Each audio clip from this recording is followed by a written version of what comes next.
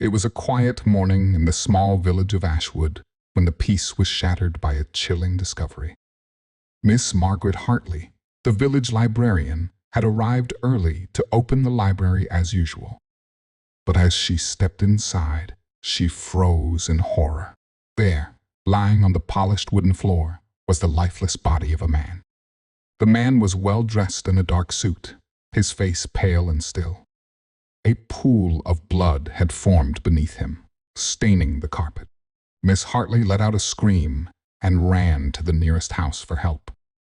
Within minutes, the news had spread, and the library was surrounded by curious onlookers and the local police. The police identified the victim as Mr. Charles Whitaker, a wealthy businessman from the nearby town of Ravenswood. He was known for his sharp business dealings and his occasional visits to Ashwood, though no one could explain why he had been in the library so early in the morning. The case quickly caught the attention of Detective Inspector Harold Grayson, a seasoned investigator with a reputation for solving the most puzzling crimes. Grayson arrived in Ashwood that afternoon, his sharp eyes taking in every detail of the scene. The library was a small, cozy building with tall shelves filled with books.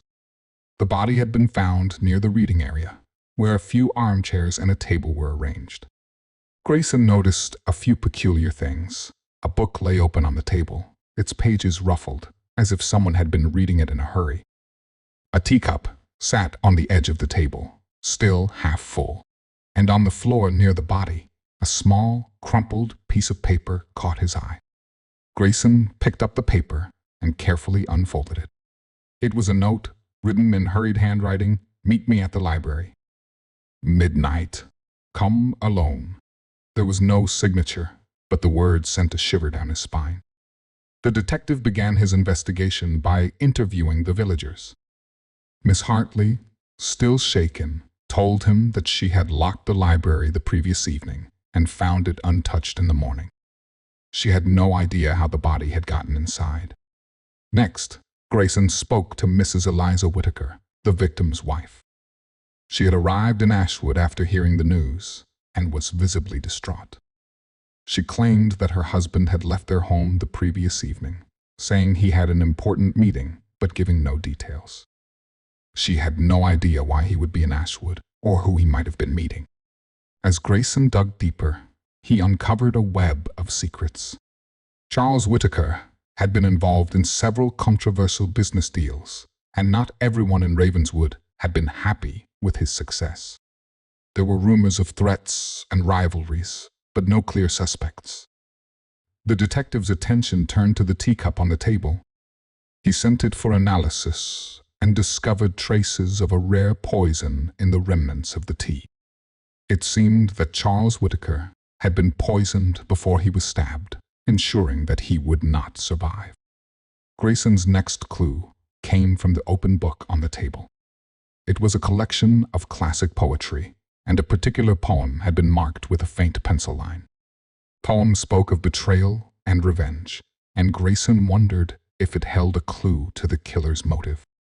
The breakthrough came when Grayson revisited the crumpled note.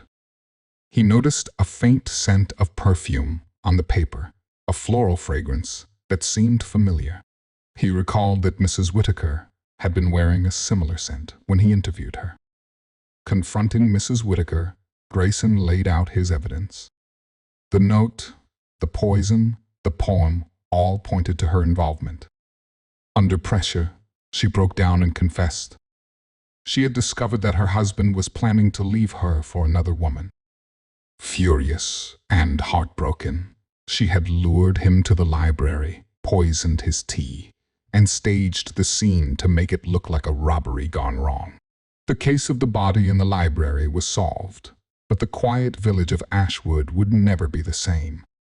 Detective Inspector Grayson left with a heavy heart, knowing that even in the most peaceful places, darkness could lurk beneath the surface. And so, the library, once a place of knowledge and tranquility, became a haunting reminder of the tragedy that had unfolded within its walls.